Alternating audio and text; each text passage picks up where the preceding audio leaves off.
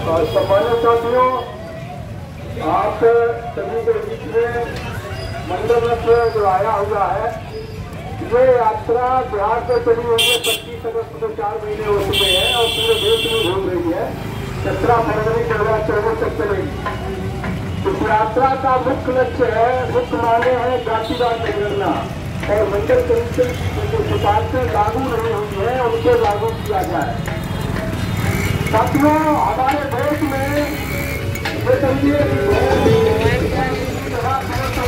होती है, पेड़ पौधे भी गिने जाते हैं, लेकिन अगर गिनती नहीं की जाती है तो इंसानों की नहीं की जाती है।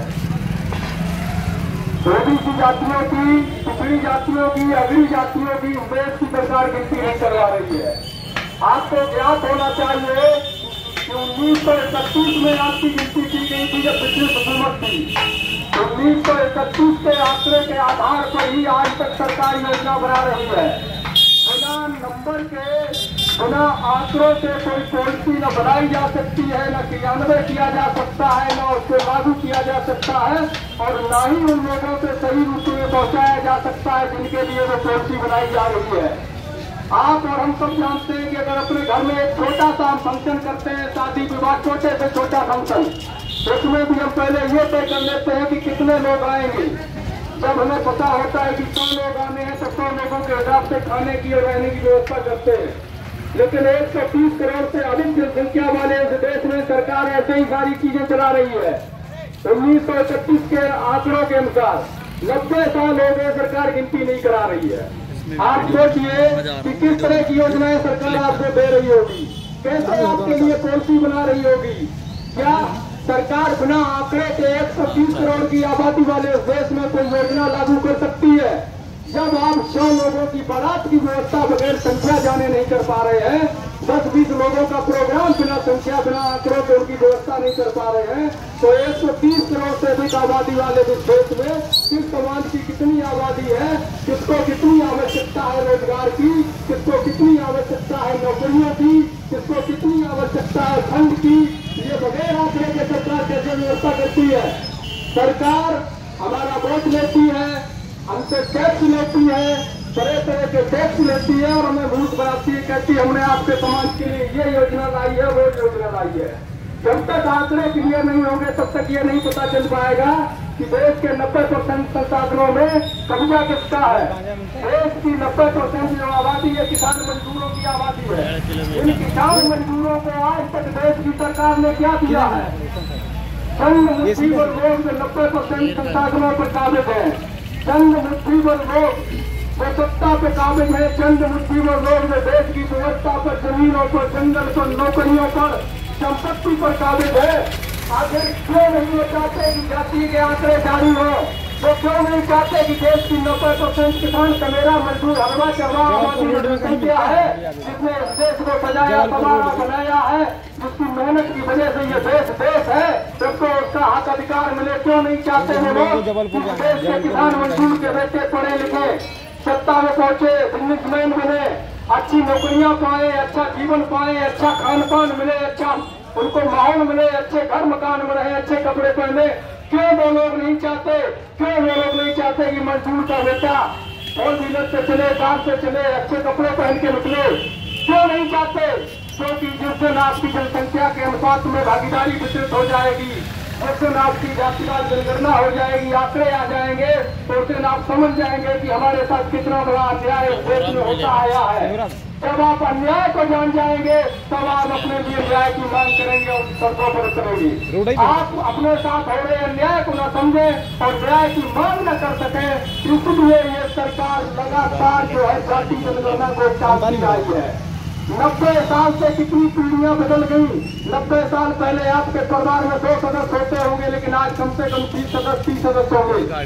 चाचा ताऊ सारे परिवार को अगर आप जोड़ेंगे तो आज सोचिए कि 1 नंबर 2 नंबर के सदस्यों के आधार पर आपको आज की योजनाओं को बनाया जाता है और सरकार उसी संख्या के अनुसार योजना बनाती है जिसका लाभ आप तक कभी नहीं पहुंचता है। जब तक जनगणना नहीं होगी तब तक पता नहीं चलेगा कि आपके समाज में कितने बच्चे पढ़े लिखे हैं और कितने बच्चे अनपढ़ हैं। सरकार को कितने बच्चों के लिए फंड की व्यवस्था करनी है ताकि उनको अच्छी शिक्षा दी जा सके। बिना आंकड़े के कोई योजना न बनती है, न लागू होती है, न सफल होती है। इसका सीधा मतलब यह है कि सरकार हमें कोई लाभ नहीं देना चाहती, सरकार हमें कोई शिक्षा नहीं देना चाहती, सरकार हमें अच्छा माहौल नहीं देना चाहती, वो हमें सिर्फ मूर्ख बनाने का काम कर रही है, हमें लूटने का काम कर रही है, जाति धर्म मजहब के नाम पर लड़ा करके सत्ता का सुख भोगने का काम कर रही है।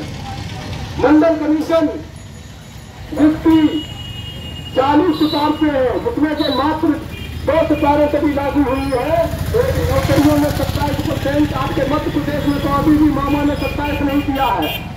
जब 10% उनको मिल सकता है, जब सीलिंग 50% की टूट सकती है, तो हमें भी 52% मिलना चाहिए। हमारी जनसंख्या के अनुपात में मिलना चाहिए, जो हमारी आबादी है। जो मंडल कमीशन ने कहा है, हम वो बात कह रहे हैं, हम तो संवैधानिक बात नहीं कर रहे हैं। जब जाति आधार से शोषण होता है, तो जाति आधार से व्यवस्था में हिस्सेदारी होनी चाहिए, सत्ता में हिस्सेदारी होनी चाहिए, कार्यपालिका न्यायपालिका मीडिया में हिस्सेदारी होनी चाहिए, जमीन नौकरियों में हिस्सेदारी होनी चाहिए।